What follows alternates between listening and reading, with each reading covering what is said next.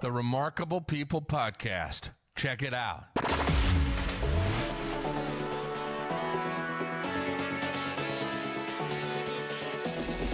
The Remarkable People Podcast. Listen, do, repeat. For life. Hello, friends. Welcome to this week's episode of the Remarkable People Podcast, the Dr. Rick Chromey story. This week is packed with excellent content. Rick was abandoned, down the road in his life, divorced. He had a bunch of hardships and things that he had to work through and face in his personal world, and then in his family life. And in this episode of the podcast, we talk about the hate, the bitterness, the forgiveness, the grace. We talk about debt and becoming debt free. We talk about a whole bunch of topics that I know you're going to be able to connect with because it's real life. So Rick, he's an author, he's a speaker, he's a pastor. He has a bunch of credentials like we all do, right?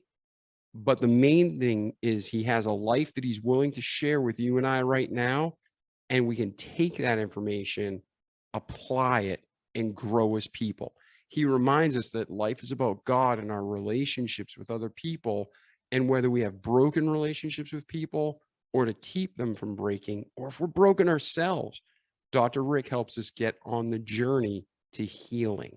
So get your pen and paper out. And like our slogan says, don't just listen to this great content, but repeat it each day for life, so you can have a great life in this world and the eternity to come. Enjoy the podcast. Hey, Rick, how are you today, brother? I'm doing good. Doing good there, David. How's things going for you? Good, man. To our listeners, you're hearing us laugh. We just had like a 20-minute conversation because I was getting everything ready and I was late. So, Rick, thank you so much for being here today. Thank you for being such a great, remarkable guy. And at this time, if you could share your story with us, the highs, the lows, the in-betweens, we would love to hear it. And then at the end, we want to transition the conversation to where are you at today and where are you going? So now that you shared with us, we can share with you and help you get there. Sounds good? Okay. All right. Sounds good. Yeah. Well, my story, I'm actually a small town Montana kid.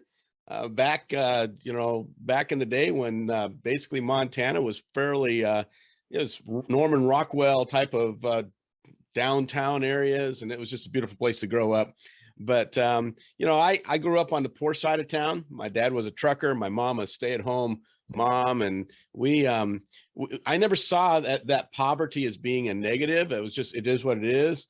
But as I grew up, I started to recognize, especially around fourth grade, when you start comparing yourself to your peers, I started to realize, oh, I'm kind of a poor kid, And by then we start putting everybody in boxes. We call those cliques now, but back then it was just, your peers. You can kick ball further than somebody else and you get put in a box. You can do math better than somebody else, you get put in a box. If you look better than somebody else, you get put in a box. All these boxes start to emerge, and I got put in my own box. I'm a short guy. So I always thought I'd have my growth spurt when I was in high school, but it just never happened. I've been 5'4" and just got stuck there, and that's okay. I've lived on the short side of life, but the end thing is that I spent my entire growing up years just trying to find out who I was. And around age 12, I had an amazing moment where my mom walked out. She actually abandoned the family. She fell into alcoholism and drug abuse. And it just really was a hard time for us as kids. And she walked out with another man and never looked back. And boy, I just spent the rest of my high school years, junior high and high school years, as a very angry adolescent. And, And on the other thing, though, that was playing into this was I was a church kid. I grew up in the church. My grandparents were especially very, very religious, and they kind of kept us in church during this whole time. And of course, I went to live with my grandparents, so that meant I had to go to church religiously. And so that kind of frames my story here, because when I got to basically graduation in high school, I came to a crossroads what I wanted to do with my life. And I had a full ride scholarship to a university in the area of theater. My dream when I was in high school was to be a star in Hollywood, to do movies and all that. But my grandmother kept speaking into my life. She kept saying, I want you to go to religious school, to Bible college, and get a degree. And I went, Grandma, really? But I felt at that time in my life, why not? I'll just give it 1 year. And so I moved to Nebraska, and long story short, I ended up becoming a pastor, and a youth pastor, in fact, and worked for a few years doing that. And then again, things just started to shift, and I became a professor. I spent 15 years as a professor, got my master's degree, and eventually my doctorate. And I thought I was literally, at the top of where, just my trajectory in 2007. And I've really kind of shortened the timeline here, but my trajectory in 2007 was, I was well on my way. My career, everything was fitting in. And to use your word, I was becoming a remarkable person. I had, the phone never stopped ringing back then for me, and I had opportunity. And then in 2007, I got my doctorate, and I took a chance and took a job coming back. I was out east, and I wanted to get back to the West. And I took a job in Boise, Idaho with another school to be their executive director. And it was a poor fit. And long story short, it just it didn't last. And at the same time, the Great Recession hit. And suddenly I am 45 years old. I am over-experienced by many people's accounts. I was overeducated, and I couldn't get a job even at McDonald's and Walmart because I even tried. They just said, you're not going to stay around here. You're just too gifted. You're too qualified for other things. And I said, well, I need a job. People will say, just go out and get a job. Well, I got to tell you, I could go get a job. Most of the time, the jobs came to me, Dave. But now I'm looking at this situation, and I spent the next few years I sent out hundreds of resumes, and nothing ever happened out of them. I mean, there was a lot of times there was just crickets. A lot of times there was just, thank you very much, but we've selected somebody else. And during this whole period, this 40 years, you might say, of growing out of adolescence into the college years, into my young adulthood years, into this trajectory of success. And by then I had been a writer. I had written several books, and, again, everything. I was speaking on stages all across America, even starting to speak around the world, and things are just happening. And the recession hit, and everything went south real quick. And by 2013, I was nearly broke. It was so bad, I was going to food banks to get groceries for the week for my family. And then, on a night in October of 2013, I came home and had an argument with my wife, and she walked out. I thought she was just gone for the night, and turned out that she was gone longer than that. I thought she was gone, well, maybe the weekend, maybe a week. It turned out to be 2 months. And then I hear from her, and it's a divorce. And a few months later, I was literally a divorced man after 30 years of marriage. And I was like, holy cow. And everything. And in the church world where I was working at that time, I was still teaching and doing some things. So you have to understand, I was even doing some pastoring, and part-time pastoring, to kind of get the way things by. Everything collapsed at that point. Most of my jobs went away because in the conservative parts of my churches where I was working, they couldn't handle a divorced pastor. They couldn't handle a divorced professor of ministry. So I lost it. I lost everything. And I know what it's like to be flat on your back with wondering, will the next paycheck cover my rent enough? Will I have enough food to get me through to the next month? And I don't know how, except for by God's grace, that I was able to get through that.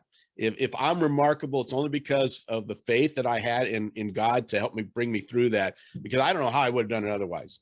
People often say that it's a remarkable story, and it is, but the bottom line is that I didn't do it on my own.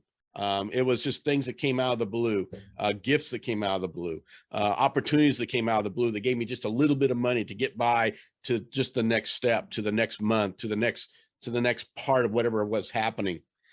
In the end, Actually, in before the- you go on, let's Yeah. break. You went through a lot of material fast. Okay. Oh So yeah. let's- Okay. let's- Oh yeah. Let's stop. But let's Yeah. explore some of that. Let's reverse a little bit and Mhm. kind of break down the steps, because now Yeah. we got a great path that we see the downturn, and then Yeah. you're going to show us how you went up and the steps. Perfect. But Perfect. before Let's we get stop. there, Let's stop and explore. yeah. So how old were you when your mother left? I was 12 and I was the oldest. I had And a younger brother and two younger sisters. One was a baby. And we were raised by our grandparents from that point. And then that was the next question. What happened to your father? How did he handle the divorce when all this happened? Well, my dad being a trucker, and my mom basically left him in a lot of debt. And it was really tough for him. To show you the grace and the religious faith of my grandparents, these were the grandparents on my mom's side. They actually took my dad in as well. And because he had no money, he couldn't even afford his own rent at that point. He owed so much money to other creditors and debtors, and he was working as hard as he could, that they gave him a place to stay at their house, and he stayed there for several years before he could go out on his own. But the thing about my dad is my mom abandoned me, but my dad actually abused me, and the abuse was verbal. The abuse was emotional. And it was years of it, where I was not good enough. And I was, well, my nickname back then was not Rick. It was number one, Dave. I was the number one. I was the oldest son. So number one, go get me a beer. Number one, go change the television channel, because that's what we were back then. We were also the channel changers on the TV. But yeah, so it was a very strained relationship with my dad. My mom was everything. And then when she left, I became very angry, by the way. I didn't, through this whole period, I mentioned I was bitter as an adolescent, but all the way through my life, I was angry, really until about age 50, which was only about 8 years ago now, 9 years ago, that I really came to grips with who I was, why that anger was happening, what I was angry about, and I finally did something. And that's what we'll talk about at the end here. But that's basically my father. Now, so if I heard you correctly, so I assume if your dad was abusive to you guys, was that after your mom left, or was he already abusive and that was one of the reasons why your mom left? It's possible, the abuse occurred beforehand. And, here's the thing about abuse. Most of us who've been abused, sometimes it becomes normal. When I look back, when I talk about emotional abuse, I thought being called the names that he called me, I thought that was just normal. I like to joke that for years, I thought my name was Jesus Christ, because I always heard, Jesus Christ, do this, Jesus Christ, do that. And he was referring to me. So I thought, well, okay. And that's an old Bill Cosby joke. But the truth is that I felt that way. But more of the hard abuse that I got from my dad was through the punishments. He was a very hard punisher. I spilled my milk and I got a month of detail in the yard. I was sequestered to the yard to do yard work. He used a bullwhip on us, and there were some other types of techniques I won't go into that were very harsh. And we would look at them today as being, it's actually abuse. And my dad and I won't give the end of the story here on that too much at this point, but my dad and I actually had to reconcile that part of the story before we could reconcile completely. Okay. Now, when you just said that it was only in the last few years, the bitterness and the anger, you got rid of that. But with your younger sisters and brother, you said one was actually a baby and an infant. Yeah. Did you have to step in and help, or did the grandparents kind of take in as parents so you could still have a relatively normal teenage years? Yeah, well, that was the beautiful part about it. My grandparents were a functional family. I mean, we only lived a block away from them anyway. So we spent a lot of time over the grandparents. It was not uncommon even before my mother left for us to spend 2 or 3 nights over there a week. In fact, we all had our own night. We'd go over to the grandparents' house, but occasionally mom and dad would want to do something, and all of us kids would go over and stay the whole night. We did a lot of things at my grandparents' house. So moving in with them was nothing unusual. But as far as my baby sister goes, her whole context is different because she grew up, and I like to remind her of this, she grew up in a family where she didn't know any of those things. My dad, was he hard on me afterwards, in the post-divorce years for him? Sure. But he started living his own life. And mostly what I got from my dad, I like to say I grew up with ADD. But for me, it was absent dad disorder. That's what it stood for. I had an absent dad, emotionally absent, physically absent most of the time. Of course, his trucking career did that. And, those are things that eventually we had to reconcile. Okay. And then when you went from high school and then you're transitioning through adulthood, how old were you when you met your wife? Well, my wife we married at 20 years of age. She was really the first woman that she just caught my attention, and we fell in love fast. And it wasn't a quick courtship, but let me help your listeners understand this about religious institutions in particular. And if any of your listeners ever gone to a Bible college or a classic Christian college or Christian university, it becomes its own type of bubble, Dave, where you just have this, you're inside this, it's almost a surreal moment. And people have expectations of you, especially religious type of expectations. And back then, the expectation on our Bible college campus was, if you've been dating for a year, it's time to get married. Now, nobody wrote that rule out. There was nothing on the wall, but almost every couple, and I can think of everyone I can think of, did it by their first anniversary of dating. They were getting married. And that's kind of what happened with my first wife and I. Was we got married after a year and a half. We dated for a year and then got married after a year and a half. And, it was very quick. And in our case, I knew within probably a year and a half that something was wrong in our marriage. When you're abandoned as a person and you're looking for love, and you're looking, Erik Erikson talks about this in his theory of psychosocial development. He talks about how at every age of life, we have a crisis that we go through. He was the one that coined the word midlife crisis, all day of having a midlife crisis. But his crises, if you understand them, go all the way back to birth. As babies, we have a crisis of just simply, trust versus mistrust. For toddlers, it's autonomy versus shame and doubt, he called it. All the way up to adolescence, it's basically identity versus identity confusion. Well, in young adulthood, it's now intimacy versus isolation.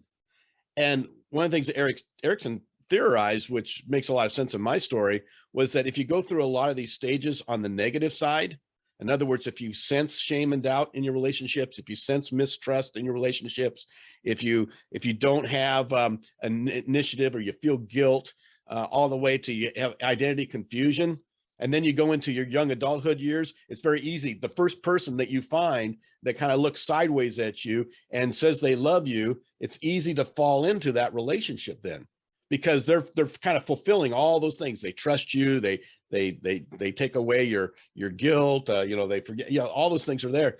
And the problem is, for me, was once I got into that with my wife, my first wife, it was like, whoa, we went through those early years, and after almost 5 years, we almost divorced at that point. But I had just started my career as a pastor, and she knew that if she divorced me at that point, that I was done. And I'd have to start all over again. And I think she was kind and compassionate on that at that point, and said, no, I'm not going to do that to you. So we slowly became roommates over the 30 years. It was not a relationship where we were friends. We were good friends at times. We were lovers at points, but for the most part, in the 30-year marriage that we had, and I can look back on it now with a lot of happiness. I see the happiness. I see the happy times that we had together, and I love those times and that I experienced in that 30-year marriage. But also looking back on it, I think it was one of the biggest mistakes I ever made in my life.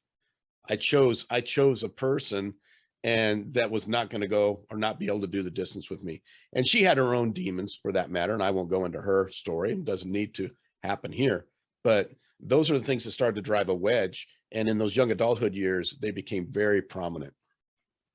Yes. And together, did you have children or no children? Now, we've got 2 kids. We've got 2 kids, and they're 2 beautiful kids. We've got a daughter and a son. They both live here in the Boise area where I live, and we've got good kids. Yeah. Yeah. Excellent. Yeah. And we have listeners from all over the world, and some go to college, some don't go to university, some don't even know what we're talking about. Some know exactly what we're talking about.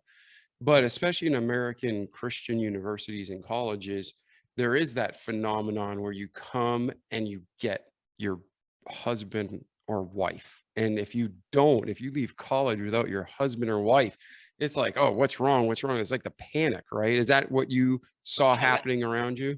There's a huge, and I was a Bible college professor, a Christian college professor for 15 years. So I saw it with my students as well. But a lot of the girls will feel like if they don't get their MRS degree, there's something wrong with them. In all the colleges I was at, even as a professor, there was this mantra, this little motto: ring by spring or your money back, type of thing, for the girls. But there was pressure also on the guys to find a mate, because the churches out there simply wouldn't hire a single guy. If you were a single pastor, it would be hard to find a job. So even within your ministry classes, there was this element of, do your best to find a good woman here, because this is the type of, they're here because they want to be a pastor's wife. Otherwise they wouldn't come to this college.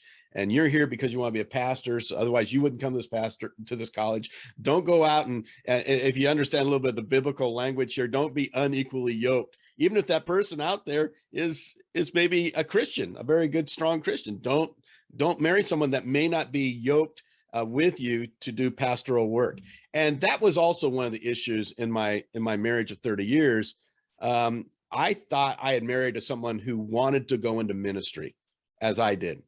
And I found out after I got in, and maybe some of your listeners can relate to this. I know it's very easy to think when you're courting that you're on the same page and you got everything working right, but you go into marriage and all of a sudden you find out that the person you married doesn't want to do what you wanted to do all your life. And that's what happened. I grew up wanting to be a pastor, wanting to be a preacher, wanting to serve in the church world. And, my first wife, it was very clear fairly early that was not what she wanted to do. And, to her credit, she continued to walk with me at least for the 30 years. Before she called it. And let's make that our first talking point. Mm-hmm. There's a wisdom in obviously finding a spouse, and when you're in a Christian college or anywhere you're at, 2 are better than 1. They strengthen each other. They're there for each other. It's a good thing to be married. But when we rush that process, and that's like a life vow, that's like a vow to God. It's a vow to each other. It's a vow to yourself. It's a vow to your family and friends, your children. Our society today takes it so flippantly, but it's a huge deal. And even if people aren't Christians, there's a lot of pressure to, find somebody, get married, have children. So they end up kind of rushing it. To the people out there who are still single, once we make that vow, good, bad, or ugly, hey, that's it. We keep our vow unless there's a biblical reason.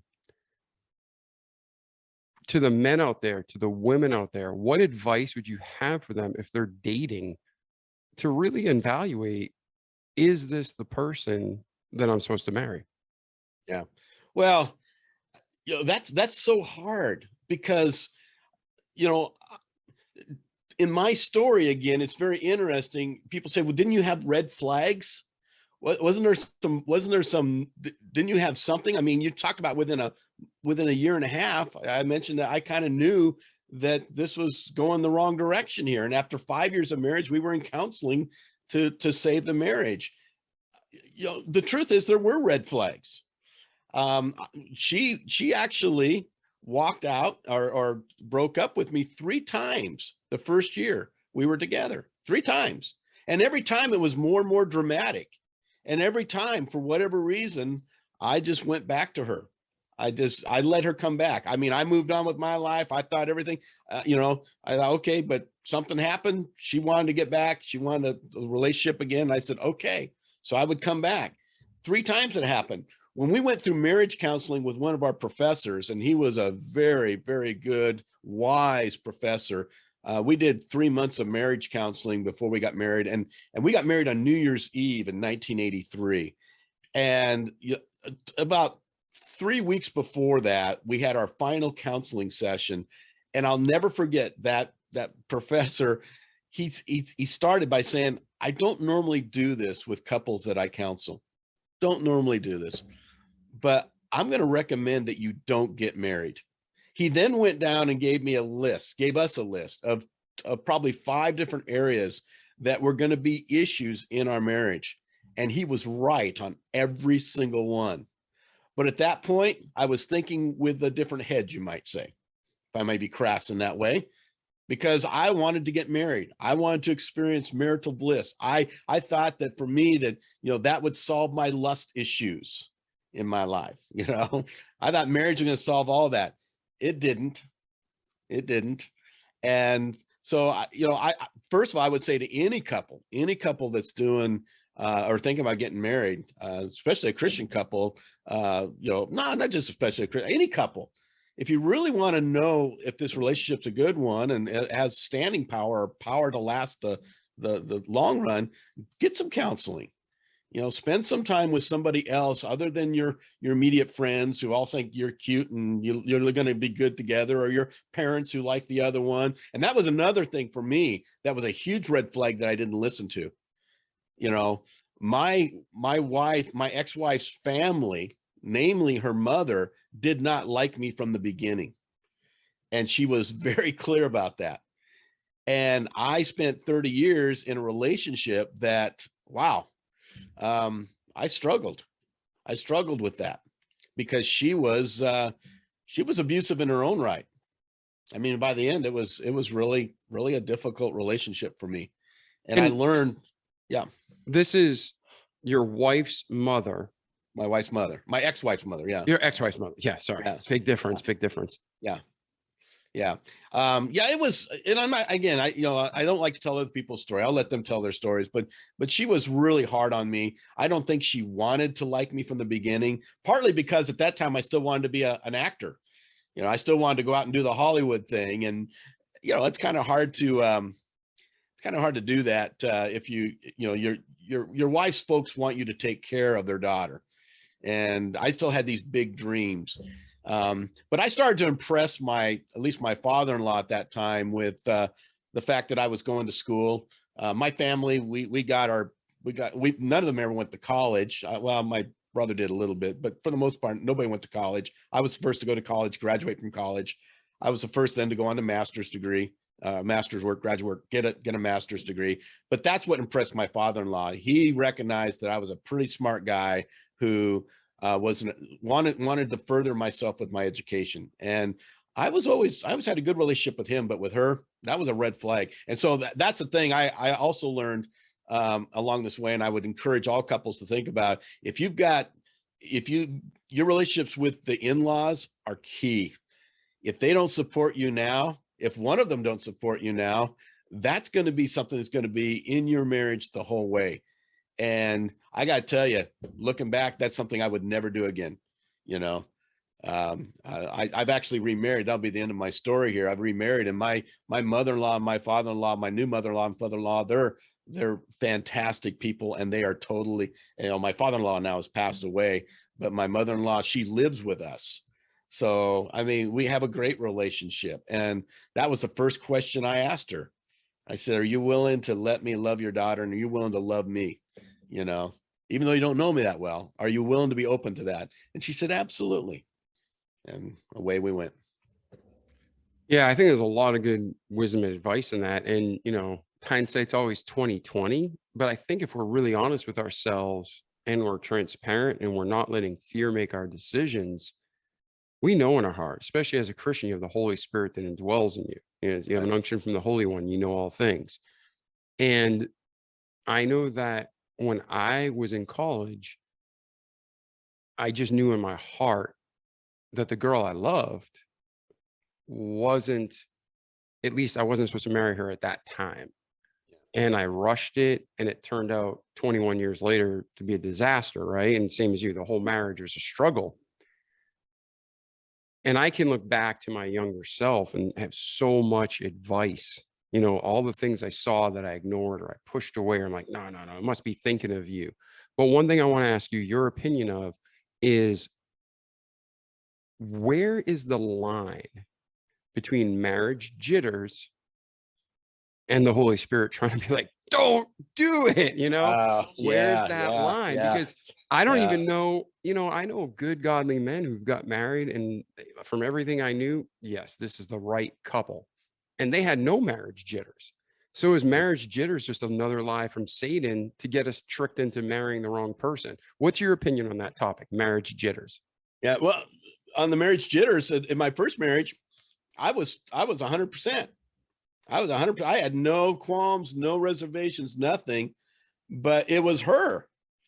And this is this is one of those stories that when I look back on, I go, wow, this was one of those red flags. But at that point, it was too late. But I understood later that after the wedding, that she had problems even standing up to be walked down the aisle. She was literally that nervous about marrying me. And I was going, wow, why didn't we stop it then? Why go through all this heartache? Why go through 30 years that ends in basically a whimper? Why do all that?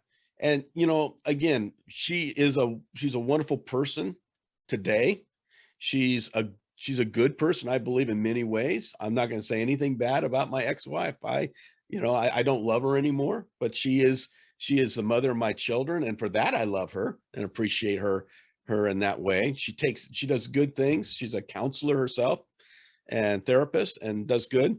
But if we saw each other today, there'd be no attraction. There's no attraction in any way, not emotionally, not physically, not spiritually. There's nothing there. And I don't know if when I try to look at that, I try to analyze, well, is that because of my journey with her?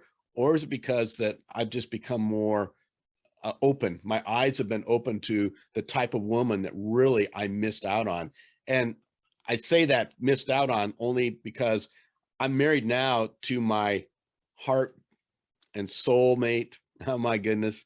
Linda is just the opposite. We met on eHarmony, by the way. Just an incredible thing. My profile on eHarmony was, if you don't know what a Proverbs 31 woman is, keep moving, keep scrolling. If you don't want to be a pastor's wife, keep scrolling. If you don't want to get married, keep scrolling.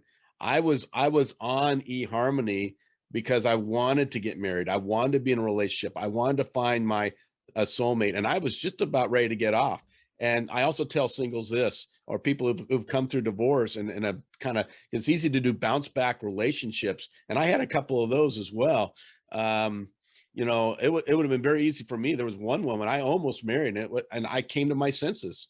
I recognized, no, this is that. You talk about the Holy Spirit. That was when I felt the Holy Spirit going, no, this is not the right one. And I just felt this gentle, sense, voice, if you will, a whisper that just said, wait, the right one's coming. And when Linda came into my life, everything fit. And it is true. You can find that type of happiness. Now, I think in time, we might have been able to rekindle whatever little happiness we could have enjoyed in my former marriage. But in the end, she made the decision to leave. And I tried to reconcile even up to the last day. I tried to reconcile that relationship. She didn't want anything to do with it. And when the divorce came, I gave it a year. And then I said, you know what? I want to find somebody else, and I spent a year and a half living alone. And it was then that my whole life changed with Linda.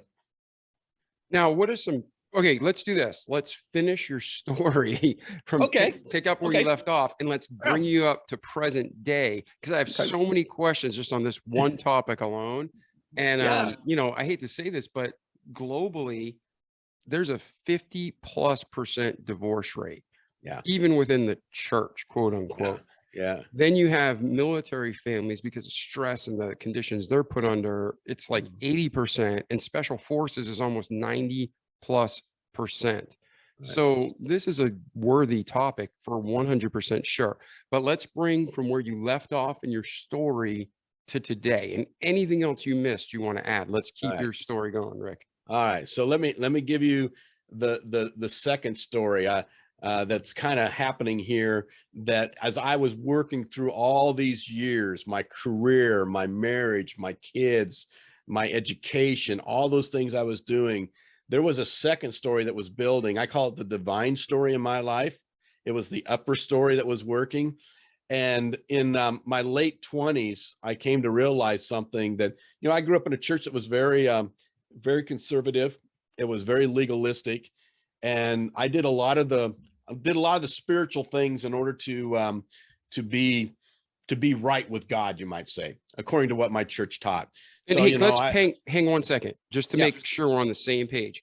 Yeah. Some people use the term legalistic by the dictionary definition, and some people means they're just micromanaging you basically with all these rules. So were they actually saying you cannot be saved from hell and go to heaven without following our rules, or were they just adding a bunch of rules to shame you?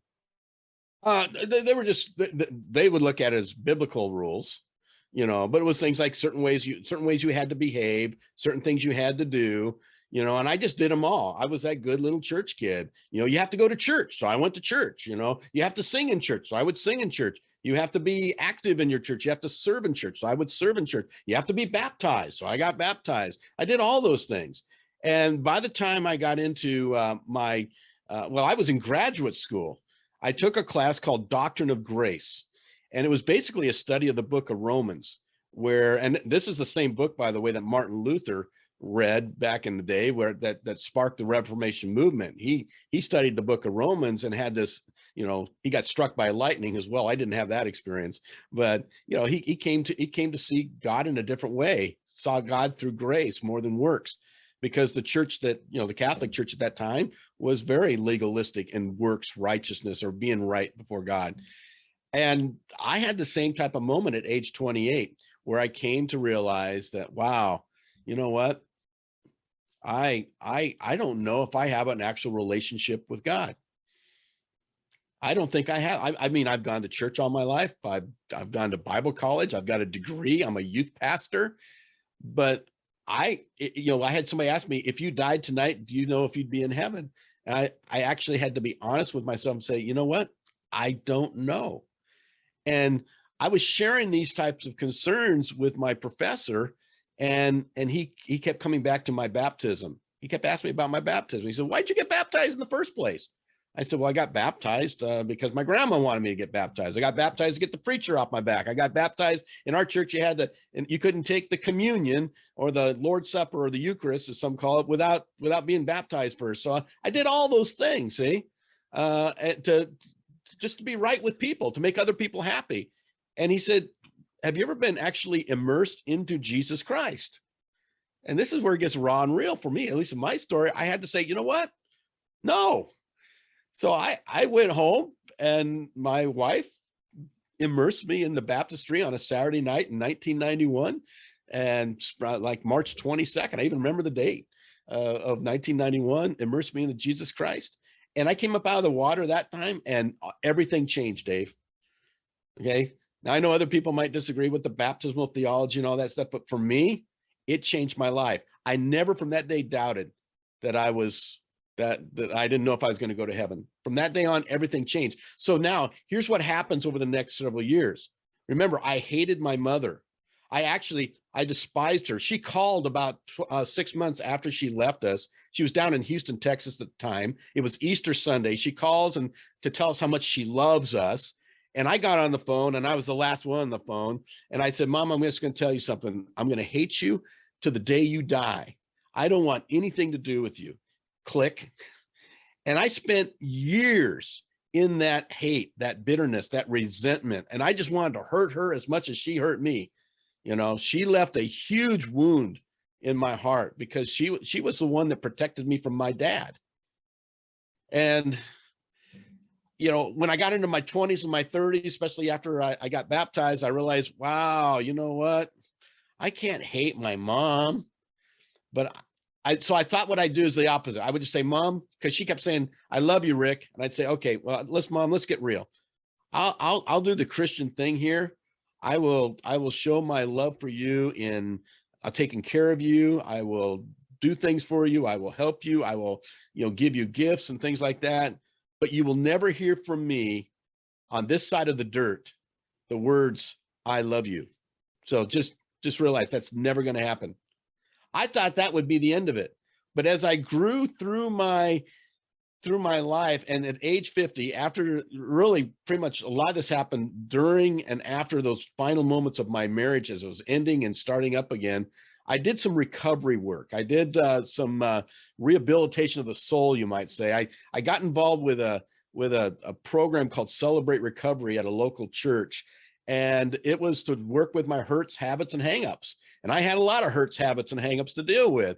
And I went in there and started doing the hard work. I did two what they call step studies, or the 12 steps of rehab or recovery work. And one of those steps is simply this: you have to make amends. You have to ask for forgiveness, and you have to forgive. And I realized there was one person, and by that time, my dad and I had already reconciled. But my mom, we would talk on the phone. We'd have congenial conversations, but she had never yet heard those words. And so I thought, okay, Mother's Day 2014, I call my mom and I say, Mom, I'm going to give you the Mother's Day gift you've always wanted. Here it is. I love you. And I want you to know, honestly, I love you. And I'm sorry for all the hurt I put you through. I'm sorry for the unforgiveness in my heart. I'm sorry that I wasn't open to how your life changed as well. And I let it all out. I asked her to forgive me, and she asked me to forgive her. And I actually told her, I forgive you. It's over. But on that day, the weight came off. And not soon after that, that's when I met Linda. Things started to change. And I mean, from there, everything went up. And, you know, at one point, Dave, I was over $100,000 in debt. Credit card debt, student loan debt, everything. I was flat in my back, flat broke. Today, I live in a house that is mortgage free. I bought with cash. I've always known how to manage money. I've always learned how to use money, but I never had money. But suddenly some money started to come my way, some special blessings, and I started to be able to take the money and use it, make the money work for me. I always say there's two types of people in life: poor people and rich people. Poor people work for their money. Rich people, their money works for them. And that's where I've come in my life. I'm at the point now where money now works for me. I don't work for my money. So I can run a nonprofit, travel all over the world. I can train and equip and speak and do podcasts with guys like Dave. You know, I can do these things without charging, because God. And secondly, just using the gifts that he's given me and the blessings and being wise. So that's kind of my story. I've now been married happily for 7 years to lovely Linda. We have several grandchildren. My dad and I reconciled. My mother, by the way, passed away only a year after we reconciled, but my father's still alive. And that's my story. And it's all about grace, really. In the end, it's all about grace. It's about freedom. It's about, you know, being liberated from your past and such. Anyway, let's go from there. What do you want to talk about? So let's talk about your father. Talk about what led up to your forgiving your father, and how did that go down? Right. Well, for him and I, we were estranged for years. I'm talking probably 20, 25 years. And I was living in Kentucky at the time, working at the university there, not University of Kentucky, a Kentucky Christian University. And my dad called me up. He lived in Minnesota, and he called me up and said he wanted to come visit us. I went, okay, this is going to be interesting. We've had no relationship with this man for years. My kids did not even really know him, other than maybe a couple times where they met him when we traveled through the area. But he wanted to come visit. And I said, Dad, how long you want to stay? And he said, maybe 2 weeks. I went, wow, okay, that was a little bit of time. And he did. He came out. And I don't know if he spent the full 2 weeks or not, but he, partly because I was a little nervous, I think he backed off to maybe 10 days. But he came out, and the first couple of days were a little interesting. But I just said, you know what? I'm just going to keep giving grace and forgiveness here, and we'll see where it leads. And by the end, we started to melt away the years. And I challenged him on some of the things that happened when I was a kid. Some of the things he remembered, some of the things he didn't. And at that point, I had to do what Jesus did from the cross, when he just said, Father, forgive them, for sometimes they don't know what they're doing, or what, in this case, what he had done. I just said, I forgive you. And we reconciled. And to this day, he's proud of me. He talks about how proud he is of the work that I do, but we never end a conversation without saying, I love you. And usually he's the one to initiate it. He'll say, I love you, son. I said, Dad, I love you. And we'll hang up the phone. I love my dad. He just celebrated 80 years last summer, and the whole family got together to surprise him and spend some time with him and celebrate that anniversary of his birth. But boy, yeah, that's how that was reconciled. And it's been a good 10, 15 years since that happened. Well, let's talk about that. So many of us walk around with wounds and scars and pain, and we don't even realize it, like it, because we just medicate ourselves in so many ways and numb things up. So for the listeners out there now who are in pain and have bitterness and anger, and they're carrying it, they're physically ill at times, their energy's low, they're dragged through their day, they can't find joy, it's because they're carrying this pain, whether they realize it or not. What are some steps you would recommend they take to get started in the process of healing? Well, again, I can only speak out of my own experience. First of all, I think there's something to be said for time. Time healing all wounds. I think time does that. It does heal your wounds, but it doesn't always, the problem with a wound is the process is you get hurt, right? You get wounded. And then, I have a scar on my leg here from a wound that I got when I was a kid. Tore my leg open, something fierce. I playing baseball, slid over the top of a bottom of a pop bottle, and it just literally tore up my leg. And I didn't get stitches in it because we were too poor to get stitches. They just butterflied it together, and eventually, after weeks, it finally healed up. But for a long time, there was a scab there, and you know how it is when you pick a scab, it starts to bleed again. But eventually it healed. And I always say that you want to know what healing is. You know what healing looks like? It's when you no longer remember the story. Except through a story. You remember that scar through the story. The scar becomes a story. It's like my divorce from my first wife. It's just a good story now. It doesn't hurt me anymore. And I don't think anything I do hurts her. I think she was listening in on this. She'd agree with everything I'm saying. She may have a different perspective, and that's fine, but she would agree with the general elements of the story. That's when the healing has happened. The problem is for a lot of us is that if it's still fresh, we're still bleeding, and we need to find some way to butterfly it up. We need some temporary Band-Aids, some things. And this is where we get into addictive type of medicating ourselves.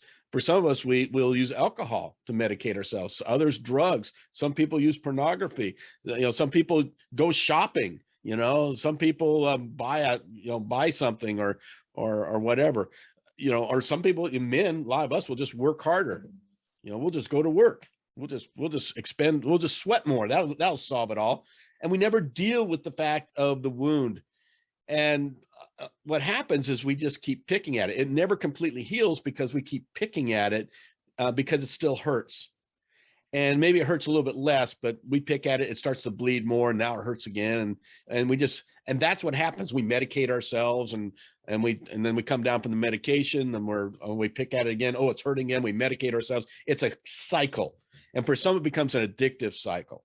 So if you're in that where you are years removed and you're still struggling with this, my recommendation is a recovery group.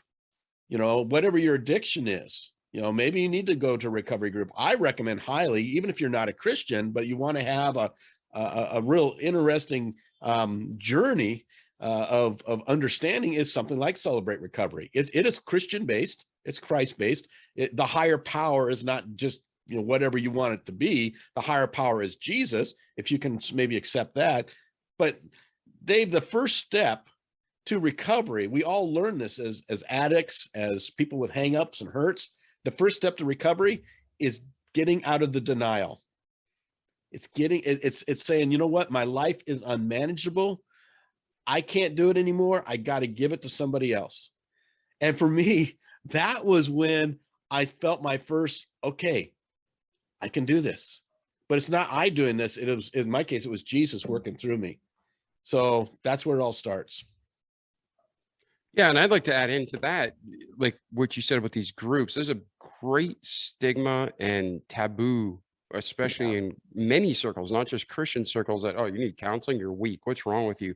Or, oh, that's not right. Or, everybody's so judgmental.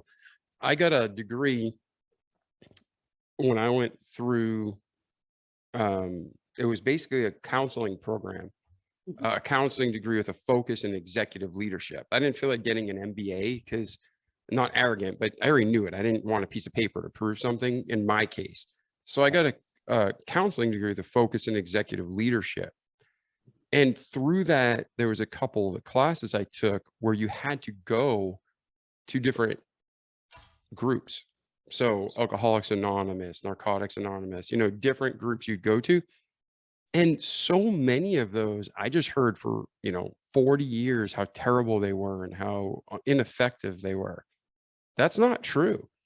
Number one, like Alcoholics Anonymous and the 12 steps, they changed the verbiage, but it was centered on God. And I think, like you said, they call it the higher power now. So I believe there's one God, one creator of all, and all truth comes from God. But don't throw the baby out with the bathwater, right? Like in that group, they took you through the 12 steps. You get to the point of forgiveness and love and freedom. And when you're going through this, can be tied back to the Bible. It can be tied back to doctrinal steps. So if you're listening to this podcast now and you're hearing Rick say, go visit a group, don't shut that down. Now, are there some quack jobs and some bad groups? Yes. Yeah. But there's also a lot of good ones that can bring you much value. So try different groups. You find one that fits your personality and your character and who you are and where you're trying to be, and immerse yourself in it and focus on God, but don't be pigheaded and stubborn. I think it was Einstein. I'm going to butcher this quote, but basically he said, whatever logic and thinking it took you to your point in life that's broken, it's going to take a lot better logic to get you out of that. So if your whole life you believe these programs had no value, maybe you should look into that. Is that safe to say, Rick? Yeah, and I think you're spot on there, or Einstein was spot on there with that thought. I would only add that don't go by what you feel either the first time you go. A lot of my friends, including myself, the first time I went to Celebrate Recovery, I wanted to run the entire hour, 2 hours I was there. I didn't want to talk. I didn't want to, I felt embarrassed. I felt shame. I felt guilt. I felt, why am I here? But, in many ways I felt forced to be there. In my case, I started out initially being forced to go because my ex-wife said I needed to go and do this. And I said, okay, I'll do it. In fact, with her, she wanted me to go as a way of saving the marriage. So I wanted to save the marriage. So I went to Celebrate Recovery. I also did personal counseling at the time. And, both of those were not things that I would choose to do. And that's the problem. Sometimes we have to be forced into doing it. But I always tell people who go to something like a Celebrate Recovery or AA or whatever it might be, give it at least 3 visits before you make a determination. I actually say the same thing about church. A lot of people say, I don't like going to church, or I went to church at that church. Did you give it 3 times? Give it 3 times before you form an opinion. Because everybody can have a bad day. You can have a group that has a bad night. There are plenty of bad nights at Celebrate Recovery, but I got to tell you, there were a whole lot more good nights. And I went for 6 years to Celebrate Recovery. And the last couple of years or more or less off and on, maybe once or twice a month, but every Friday night for the first 3 or 4 years, I was at Celebrate Recovery. And I went through 2 12-step studies with them, and each one was totally different. Each one opened up a new path of forgiveness, a new path of grace, a new path of understanding. Life changed in a different way. And all I can say is, for me, it radically transformed my life, starting with my heart. It gave me a better understanding of people. I look at people today as well, Jesus talked about people in his culture as people who are hurt and harassed, sheep without a shepherd, he called them. That's what a lot of us are. We're harassed people. We're hurting people. We're looking for some shepherd to give us the golden answer. Well, there are answers out there, and a lot of it is within the journey of the soul, and you just have to take time to experience it. Yeah, well said and very true. Now let's shift gears a little bit. Another topic we discussed was finances. You went from struggling pretty much your whole life, yeah, to being $100,000 in debt, and then you turned it around and now you're debt free. Yeah. You're not Dave Ramsey here, but talk about that. What did you do that our listeners can do right now to start on that debt free path? Because the servant is slave to the lender. Yeah. Well, let me give you, let me start by saying that if you think that I somehow got a great job where I'm making hundreds of thousands of dollars, you'd be mistaken. No. I wasn't the borrower servant to the lender. I misquoted that. But what I'm saying is, right, whether you live in a trailer or whether you live in a mansion, there is something said in peace and joy in being debt free. So how did you turn your life around? What did you do? Right. And that was what I was trying to speak to, is that a lot of people think that when I say I'm debt free, that somehow I made a lot of money and I was able to work these debts off that way. But the reality is it came through some blessings that I did not expect. And I've always had a pretty good mind with money. I've always had a pretty good understanding of how money works.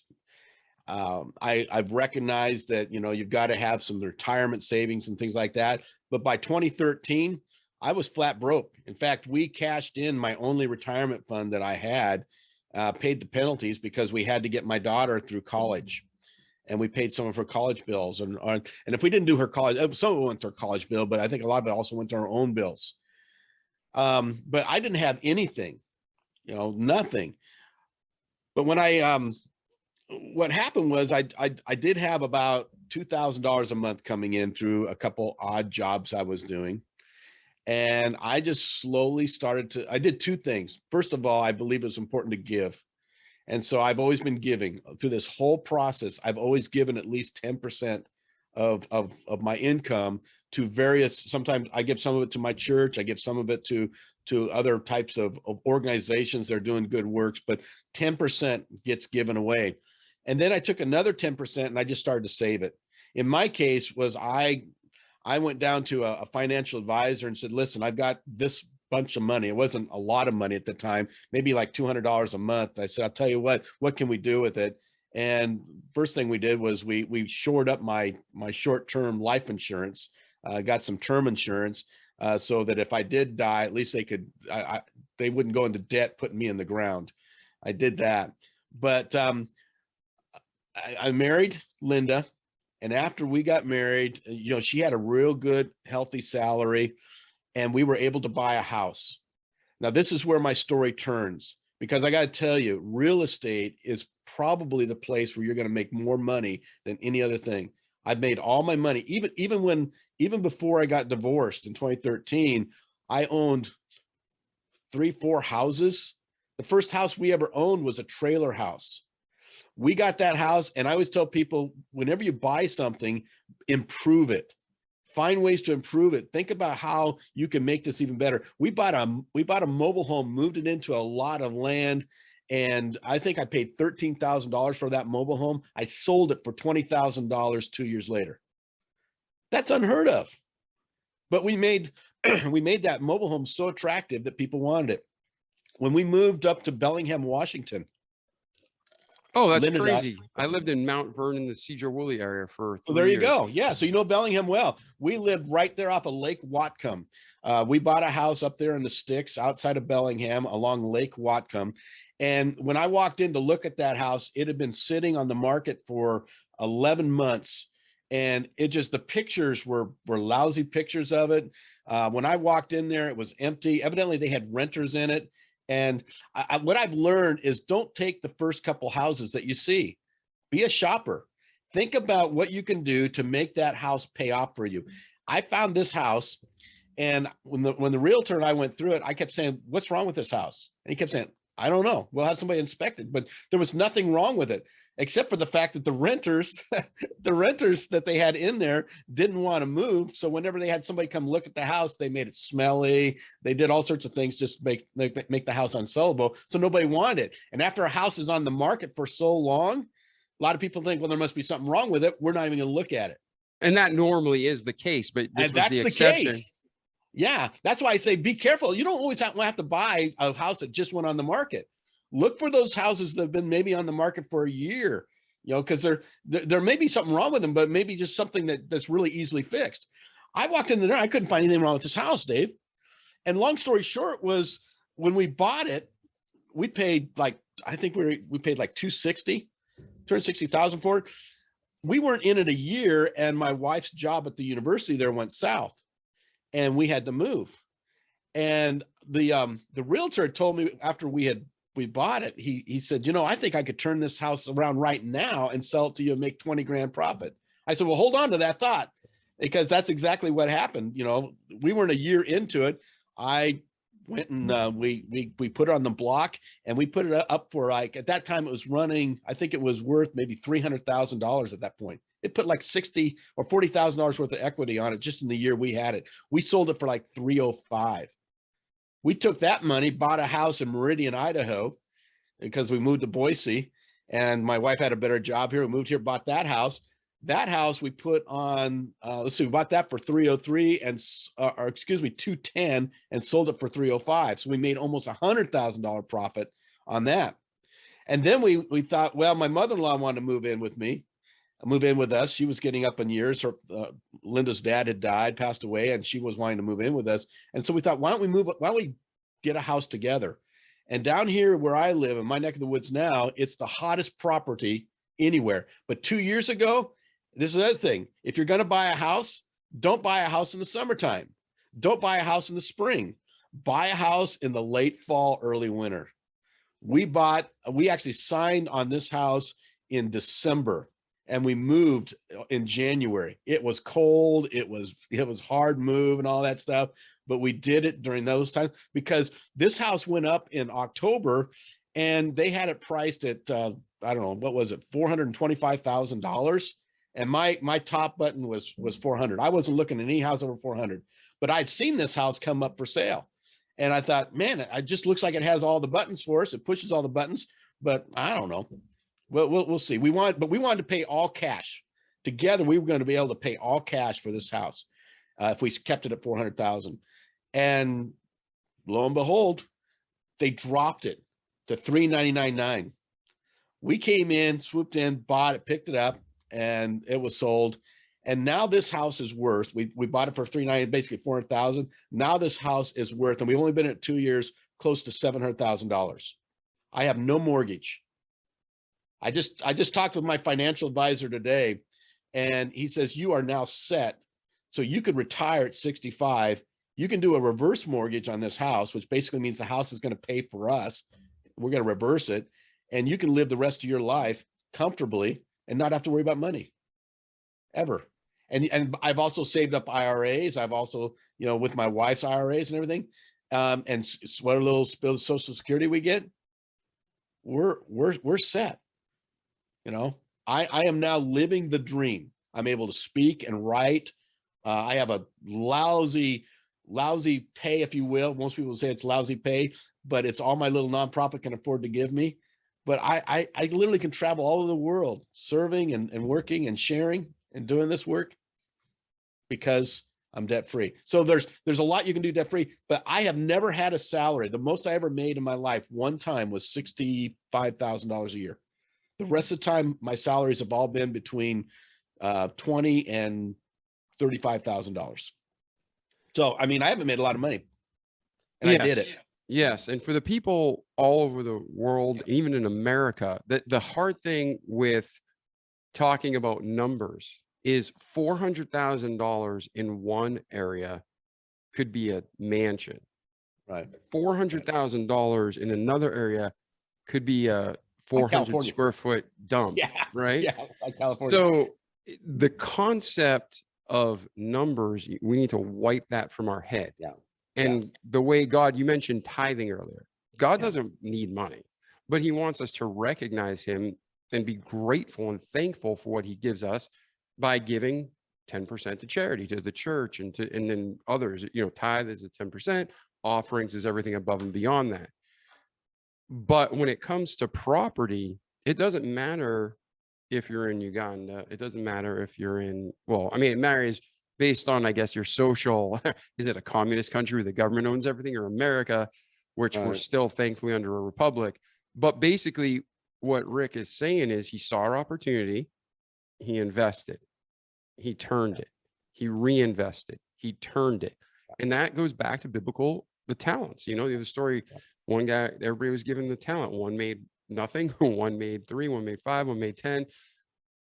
And the more you do with it, the more you're blessed in return. So whether you can afford $1 million home or whether it's a $50,000 trailer, start where you can and keep moving up. I think that's the lesson. Would you agree? Yeah. And that's exactly the lesson. What I've learned in my financial journey is to be content at wherever I'm at. I was content in that 14 by 70 trailer back in the day. I learned to be content in a 2-bedroom house. I learned to be content in a 3-bedroom house with 1 bath. I learned to be content in a 4-bedroom house with 2 baths. I've learned to be content, and that's been part of it. But here's the other thing: is I've had wonderful opportunities in my life to have several millionaire friends. And whenever I'm hanging around my millionaire friends, I usually have a moment where I ask them, give me an insight on how I can better improve my financial standing or do so. I had one guy said to me, he says, everything you do it in real estate. He says, if you're going to invest, why put money into a stock market, which goes up and down like crazy and may at best give you 10% return, when you can put it in real estate, which it can go up and down too, but tends to have a trajectory of going up. And his rule was this: every 5 years move. Every 5 years move. Starting from the time you buy your first house, just plan you're going to be there 5 years, and then you're going to move, and you're going to improve that house enough. And in 5 years, you should have enough equity so that when you sell it, you can get a little bit bigger house. And you just keep selling and selling and selling, moving and selling till you get it. Another millionaire told me, and this was back before I had even understood a lot about money, but he said, whatever you do, pay cash. Everything you do, pay cash. And then the second thing he said to do with paying cash is I came with a car, because I said, well, what about a car? I mean, I can't afford to, I have to go payments on a car because there's no way I can afford a car.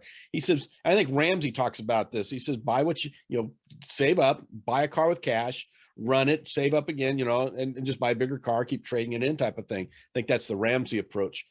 But he told me, he says, I buy a car and I run it till it dies. I thought, okay. He says, a lot of people, they run it for a few years and then they turn it in and they get another car and they get another car payment. He says, get away from car payments. If you save your car payments, if you can save those, then eventually you can buy your own car, and you can, but run your car till it dies. And I have done that with all my cars now. They all literally, I take care of them. I do everything to take care of them, but I get 250, 300,000 miles out of my cars. I don't have any problems running around in an old beat up pickup. Yeah, I'm laughing. For those of you watching this, some people are watching the video cast, some people are watching the podcast. A lot of my friends pick on me because I drive old vehicles. Now, I have a nice classic truck now. It's a nice old Ford. And people are, okay, ooh, I love that. But it's really not worth anything. It's just beautiful and I love it. Yeah. But my other car is, it's something you'd expect a poor teenage kid to drive. Yeah. But I don't care. It Yeah. gets me from point A to point B. It does its job. It keeps rain off my head. And I can use the money for Yeah. a nice car. I've had nice cars, thankfully, Yeah. brand new off the lot, right? But why waste that money when I can use it for other things and travel and have fun and give it to my friends and family and, let them have a better life.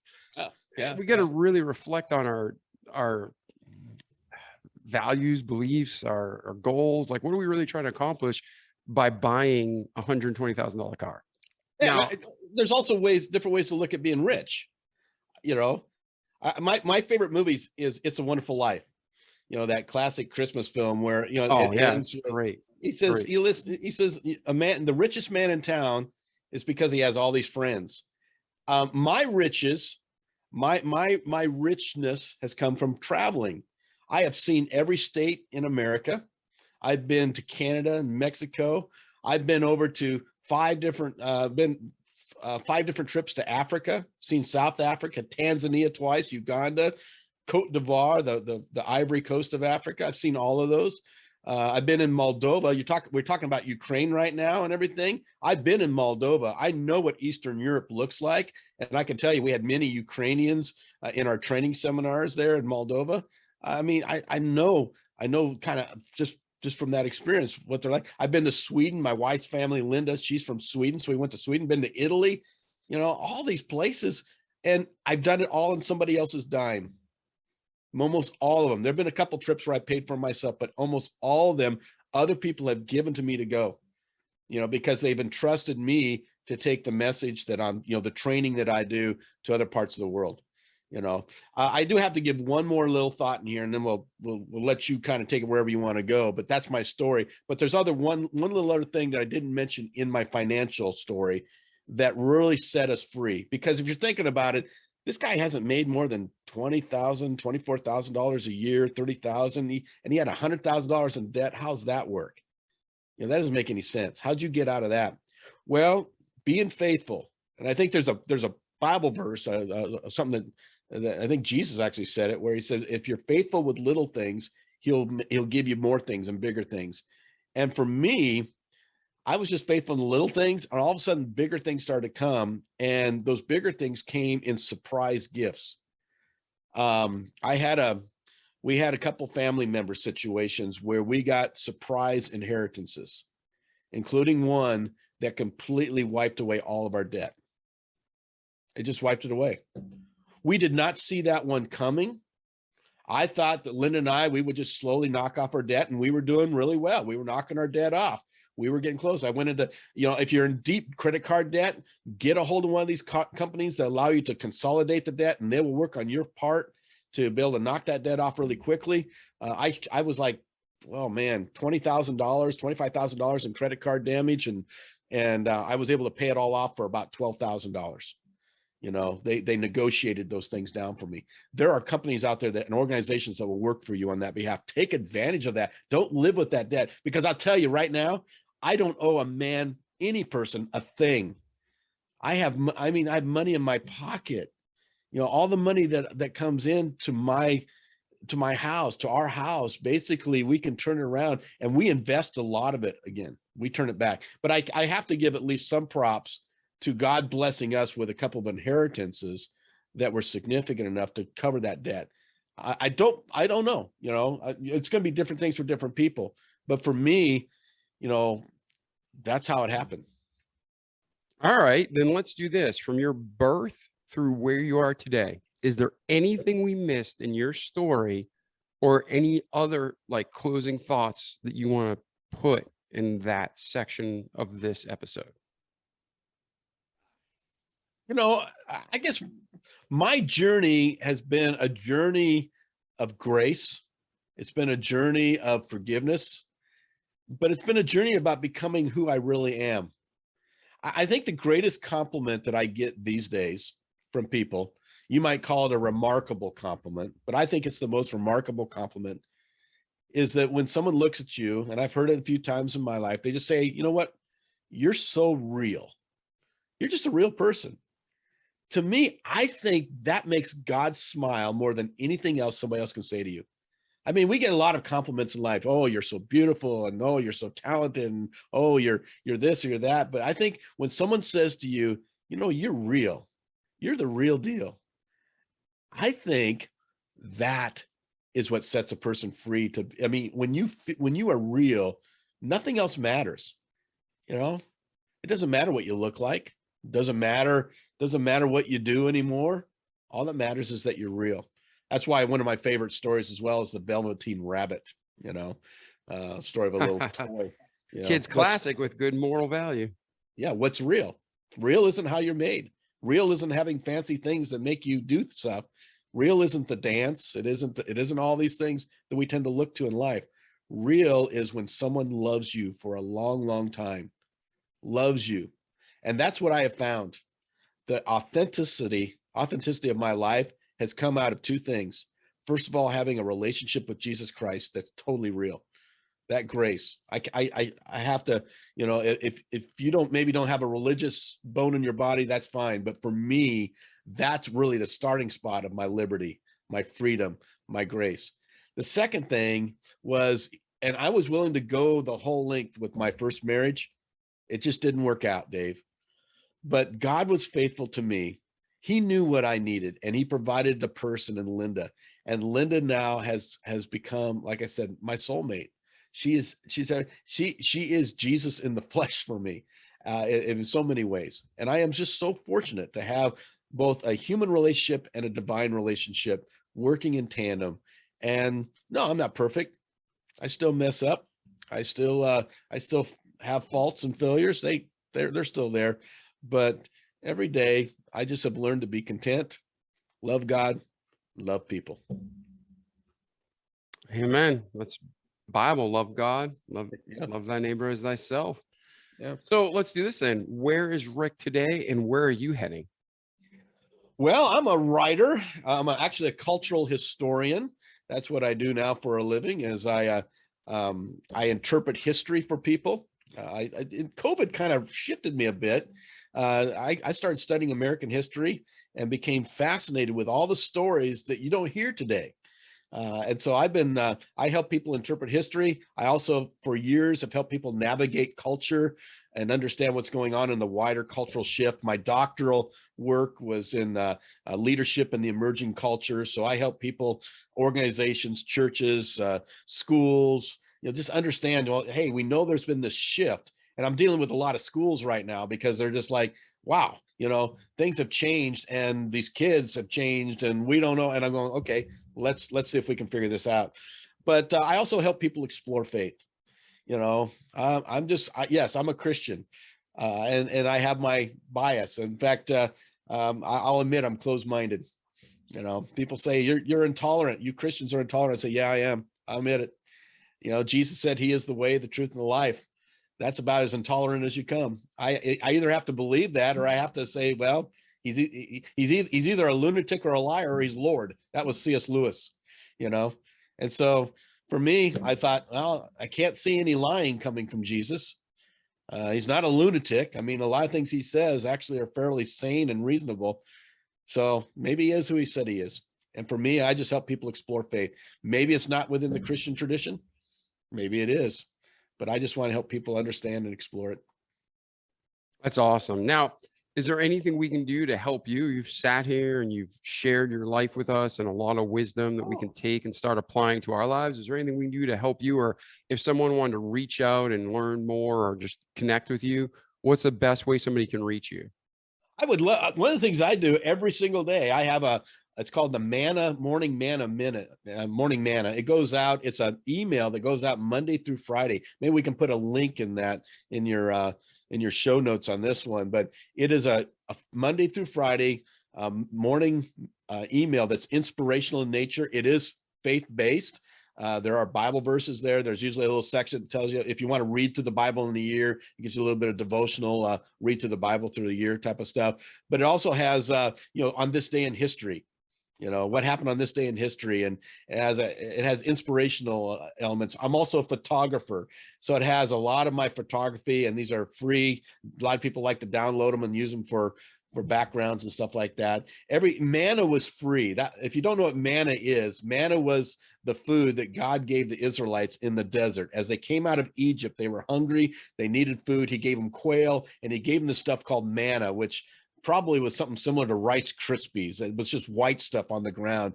And I named my organization MANNA Educational Services International for a reason. It's because that manna was free. It was manna it was a surprise, and it was a gift from God. It's divinely curious, we say. And my trainings, if you want to get involved, by all means, sign up for my newsletter where you get that every day. Hire me. I'd love to come to your church, your school, your business, your organization. I keynote all the time. I do keynotes for all sorts of groups. Next week, I'm speaking for some teenagers who are science nerds. I just do all sorts of things. My latest book is GenTech, the American story of technology, change, and who we really are. I challenge our conventional technology, our generational frames of boomer and Xer and millennial, all that, and look at it through the lens of technology. So I'm always thinking new thoughts and writing new things and putting them out there. So yeah, you can start by rickchromey.com is a great place to start. My faith-based work is at mannasolutions.org. Either of those are great places to start with me. But yeah, if nothing else, get on my newsletter list. We have over 800 subscribers, and right now our open rate is about 30%, which is astounding if you know anything about email marketing. Businesses like what I do, they're lucky if you can get 10% to open. We have 30%, and I think the reason for that is people find it useful. It is something that it's entertaining, it's insightful, it's inspirational. It's a great way to start your day. We call it Morning Joe for the soul. So come along. Nice. And yes, we will definitely put links in the show notes. So whether you're listening or reading this on the website, you can just click and go. Well, Rick, I really appreciate your time today. Is there anything else that we missed in your story, past, present, or future, that you want to end the show with, or any other closing thoughts for our audience? I think just want to kick back to the idea of being real. When I talk on technology and things like that, a lot of people are really concerned about the robots and the artificial intelligence and all the plastic, the drones, and all those things that the way the world is changing. And there's one thing I always say robots can't do. Robots will never be able to emote. They will never be able to emote. That's the humanness that we have. That humanness will always be our edge over the robots. So just be real. Be who you are designed to be, and be the best at what you do. That's about all I have to say about it. Amen, man. Well, I think that's great wisdom. Thank you for being here today. Like our slogan says, ladies and gentlemen, don't just listen to great content, whether it's with the Remarkable People podcast or anything in life, but do it, repeat the good each day for life. That way you can have a great life in this world and an eternity to come. So I'm David Pasqualone. This was Dr. Rick Chromey. And I have truly appreciated you being here today, Rick. Thank you so much, my friend. It's been a pleasure, Dave. And I finally learned how to say your last name. Oh, you want to shoot it? Smith, right? Yeah. I thought it looked like a pizza. So I was going to say David Pizzaloni or something like that. No, man, I grew up getting teased all the time. It's Pasqualone. So yeah. We got it. But Rick, thanks for being here today. Ladies and gentlemen, reach out to Rick and I if you have any questions. And if you want to help us, go ahead and like the episode, like the podcast, leave us a 5-star review. If you can't leave us a 5-star review, shoot me an email and tell me why. That way we can improve, as iron sharpeneth iron. So the man, the countenance of his friend. So we love you. Thanks for being here today. And we'll catch you in the next episode. Ciao. The Remarkable People Podcast. Check it out.